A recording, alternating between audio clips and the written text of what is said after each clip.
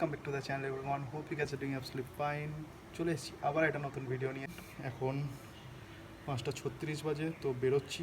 আজকেও সকালবেলায় প্রচণ্ড রোদ ছিল, প্রচণ্ড গরম ছিল, আর একটু আগে বেরোবো ভেবেছিলাম, বাট রোদের তেজ কমছেই না। তো এখন 5:30 নাগাদ একটু রোদ কমেছে। তো দেখা যাক, সেরকম কিছু প্ল্যান করিনি কোথায় যাব বা কী করব। তো জাস্ট একটা র্যান্ডাম রাইড বেরোচ্ছি। আমার সাথে যাচ্ছে প্রিয়ঙ্কর, আমি আর প্রিয়ঙ্কর মিলে যাব। প্রিয়ঙ্করকে তোমরা হয়তো সবাই চেনো, আমার সাথে অরুণাচল রাইডে গেছিলো। তো চলো দেখা হচ্ছে মোটো ব্লগিং সেট আপে। সো গাইস, এখন টাইম হলো 5:45 আর আমরা বেরিয়ে পড়েছি আমাদের রাইডের উদ্দেশ্যে। আর প্রিয়ঙ্কর একদম অন টাইম চলে এসেছে। আমি দাঁড়িয়েছিলাম ছোট সাহেব বলে ডিএল রায় কলেজের সামনে, আমার এক বন্ধুর দোকান রয়েছে, ওখানেই দাঁড়িয়েছিলাম। আজকে যাচ্ছি হচ্ছে আমরা নবদ্বীপের উদ্দেশ্যে। নবদ্বীপের ব্রিজের নিচে একটু দাঁড়াবো, ওখান থেকে সানসেটটা দারুণ দেখা যায়। তো ওখানে গিয়ে একটু টাইম স্পেন্ড করবো, সানসেটটা এনজয় করব। তো ড্রোনটাও আমি নিয়ে বেরিয়েছি সাথে করে। তো দেখা যাক, যদি ভালো ড্রোন শট পাই, আলো যদি ঠিকঠাক থাকে, তাহলে ড্রোনও উড়াবো এবং তোমাদেরকে সেই ফুটেজগুলো দেখাবো। আর নবদ্বীপের ব্রিজের পরে বেশ কয়েকটা ভালো চায়ের দোকান আছে, ওখানে তন্দুরি চা খাওয়ারও একটা প্ল্যান আছে। তো দেখা যাক কি হয়। সো গাইস, আজকের ভিডিওটা আমি টোটালটাই ভয়েস ওভার করছি। বাড়ি এসে যখন ভিডিওর ফুটেজগুলো চেক করি, দেখলাম এক ফোঁটা সাউন্ড রেকর্ড হয়নি। মনে হয় মাইক্রোফোনের কানেকশনের কোনো প্রবলেম ছিল, মাইকটা ঠিকমতো কানেক্ট হয়নি। তো কী করা যাবে, তাই জন্যই ভয়েস ওভার দেওয়া, আশা করা যায় তোমরা বুঝবে। আর ক্যামেরাটারও কিছু একটা গন্ডগোল করছে, হঠাৎ হঠাৎ করে রেকর্ডিং বন্ধ হয়ে গেছে। মানে যে যে জায়গায় রেকর্ড করেছিলাম সব ফুটেজ নেই, ফুটেজ অনেক বাদ চলে গেছে। কেন বন্ধ হয়ে যাচ্ছে বুঝতে পারছি না। বয়স হয়েছে ক্যামেরাটার, 4 বছর হয়ে গেল। চাইনিজ ক্যামেরা, বুঝতেই পারছো। ভালোই সার্ভিস দিয়েছে, খুব একটা খারাপ না। মানে তোমরা তো দেখছোই ফুটেজ, এবং আগের ভিডিওতেও আমার ফুটেজ দেখেছো ক্যামেরার। খারাপ না ফুটেজ, কাজ চালানোর মতো। 8-9 হাজার টাকায় 4K video recording, electronic event stabilisation, আবার কি চাই। যাই হোক, পাল্টানোর সময় চলে এসছে। তো দেখা যাক, যে সময় কিনেছিলাম তখন গোপ্রো নেওয়ার কন্ডিশন ছিল না। তো নেক্সট একটা প্ল্যান আছে গোপ্রো হিরো 10টা কেনার। তো দেখা যাক, সব কিছু যদি ঠিকঠাক থাকে তাহলে সেটাও হয়ে যাবে। তোমরা যারা জানো না তাদেরকে বলে রাখি, 2020 সালে আমার আর এই প্রিয়ঙ্করেরই একসাথে লাদাখের প্ল্যান ছিল guys. Total planning ready, total কি বলবো, রুট ম্যাপ থেকে শুরু করে each and everything ready. Even কি আমরা রাইডের জন্য কেনাকাটিও স্টার্ট করে দিয়েছিলাম, জাস্ট এক্সিকিউশনের দেরি ছিল। তারপরে তো কী হলো তোমরা জানোই, মার্চ মাসে লকডাউন স্টার্ট হলো। করোনার এফেক্ট এত বাড়লো যে ফার্স্টে ভেবেছিলাম 15 দিনের লকডাউন, তারপর ঠিক হয়ে যাবে, 20 দিন ঠিক হয়ে যাবে। বাট চলতে চলতে পুরো 2 বছর লাইফ থেকে নষ্ট করে দিল, এবং লাদাখের প্ল্যানও আমাদের নষ্ট হয়ে গেল।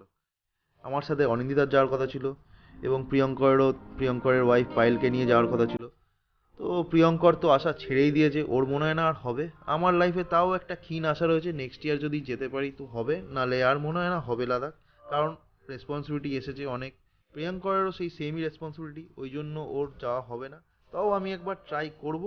বাট অনিন্দিতার তো আর যাওয়া হবেই না, অ্যাটলিস্ট বাইকে করে তো আর পসিবলই না। তো দেখা যাক, ফিউচারে কোনো দিন পসিবল হলে অবশ্যই ওকে নিয়ে যাব। মাঝে মাঝে এরকম শর্ট রাইডেরও দরকার আছে। রোজ না হলেও সপ্তাহে অ্যাটলিস্ট একটা দিন সানডে করে এরকম শর্ট রাইড খুবই রিফ্রেশিং। যেহেতু লং কোথাও যেতে পারছি না, কবে যাব তারও কোনো প্ল্যানিং নেই। তো এরকম শর্ট রাইড করলে খুবই ভালো লাগে। আর বন্ধুদের সাথে করলে তো কথাই নেই, অ্যাটলিস্ট আমার তো ভালো লাগে। আর এরকম যদি বিকেল হয়, এরকম যদি সানসেট হয়, তাহলে তো আর দেখতে হবে না, সোনায় সোহাগা। আমার রেগুলার অফিস থেকে যাওয়া আসার পথে 30 থেকে 35 কিলোমিটার রাইড হয়েই যায়। কিন্তু সেই রাইডের কোনো মজা নেই, কারণ সেই রাইডের মধ্যে একটা হেডেক থাকে, অফিস যেতে হবে, অফিস থেকে বাড়ি ফিরতে হবে। রাইড হওয়া দরকার এইরকম ফ্রি মাইন্ডে, মাথায় কোনো টেনশন থাকবে না, হেডেক থাকবে না, জাস্ট রাইড করার জন্য রাইড করব, একটা ফিল নেওয়ার জন্য রাইড করব।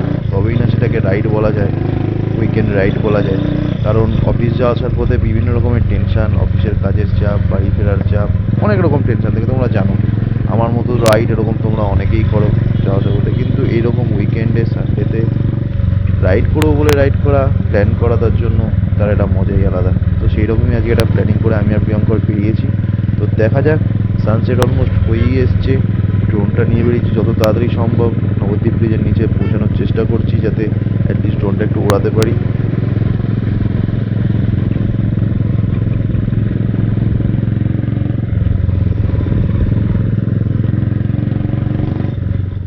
তো গাইস, চলে এসেছি আমরা নবদ্বীপ ব্রিজের নিচে। আমার সামনে নবদ্বীপ ব্রিজ, আর এই যে প্রিয়ঙ্কর।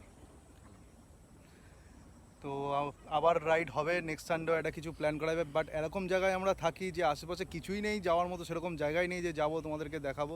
তাও এই রোববার রোববার বেরোনো নিজেদের মাইন্ডটাকে ফ্রেশ রাখার জন্য। যেতে তো কোথাও পারছি না, লং রাইড হচ্ছে না, তার জন্যই। তো ছোট ছোট করে রাইড করে কেটে কেটে লং করে দেবো। একদম। সে একবার যাওয়া যায়। ভালকি মাচান গেছিলাম। হ্যাঁ ওরে বাবা। তো আর একদিন সভ্যতার বাড়িতে ঘুরেছি রোববার, বলি কালনায় যে 108 শিব মন্দির না কালী মন্দির আছে, হ্যাঁ 108 মন্দির। হ্যাঁ ওখান থেকে ঘুরে আসি। চলো একটু আগে বেরোতে হবে তাহলে তার জন্য। যাবো, কোথায় যাবো?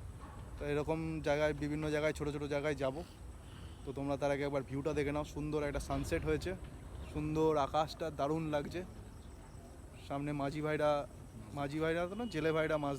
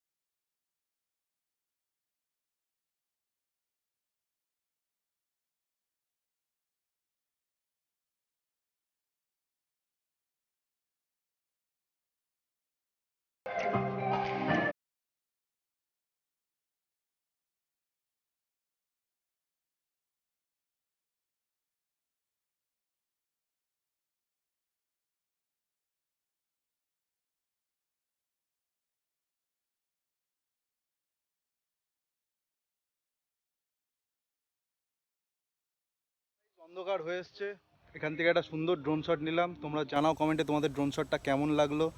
একটু ডার্ক হয়ে এসছে, অন্ধকার অন্ধকার আসলো, তাও চেষ্টা করলাম। এবং এখান থেকে মানে এই ব্রিজের এখান থেকে মায়াপুরের টেম্পলটা খুব সুন্দরভাবে দেখা যায়। এবং ড্রোনেও আমি চেষ্টা করলাম দেখানোর। একটু ডার্ক এসছে, আর একটু দিন থাকতে থাকতে আসলে পুরো ভালোভাবে দেখা যেত। কিন্তু খালি চোখে এখনও বোঝা যাচ্ছে মায়াপুরের মন্দিরটা, একদম মায়াপুরের যে নতুন মন্দিরটা হচ্ছে ইস্কন টেম্পলটা, তার টপটা পুরো দেখা যাচ্ছে। এবং মায়াপুর একটা দারুণ সিটি তৈরি হচ্ছে, সেই সিটিটাও এখান থেকে ভালোই বোঝা যাচ্ছে, বড় বড় বিল্ডিংস তৈরি হচ্ছে। তো চলো এখান থেকে যাব নবদ্বীপের ব্রিজের ওই পারে, দারুণ কয়েকটা চায়ের দোকান আছে, দারুণ চা করে, ওখানে যাব, চা খাবো, তারপরে বাড়ি চলে যাবো।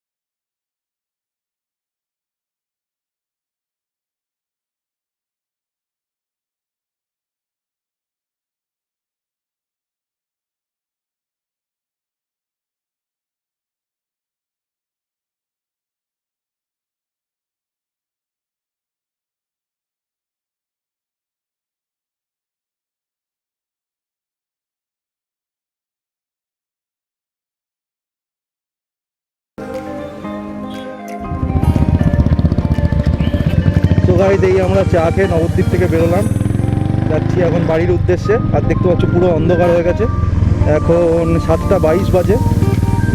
ভালোই হলো এটা ছোট্ট সানডে রাইড। আমি আর প্রিয়ঙ্কর, আরও লোকজন থাকলে ভালো হতো। শানু আর সাহেবের আসার কথা ছিল, বলেছিল আসবো, তো এন্ড মোমেন্টে শানু ফোন ধরছে না, তো আমরা বেরিয়ে চলে এলাম। তো ঠিক আছে গাইস, দেখা হচ্ছে তোমাদের সাথে বাড়ি গিয়ে। এই অন্ধকারে আর ব্লগ করছি না, তো চলো বাড়ি গিয়ে দেখা হচ্ছে।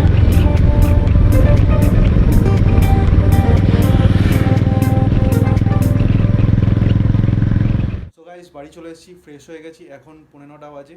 আর আশা করা যায় ভিডিওটা তোমাদের ভালো লেগেছে। ভিডিওটা যদি তোমাদের ভালো লেগে থাকে ভিডিওটাকে লাইক করো, শেয়ার করো, এবং আমার চ্যানেলে যদি নতুন হয়ে থাকো তাহলে আমার চ্যানেলটাকে সাবস্ক্রাইব করো। আমি এরকমই ট্রাভেল রিলেটেড, বাইক রিলেটেড, মোটো ব্লগিং রিলেটেড ভিডিও করতে থাকি।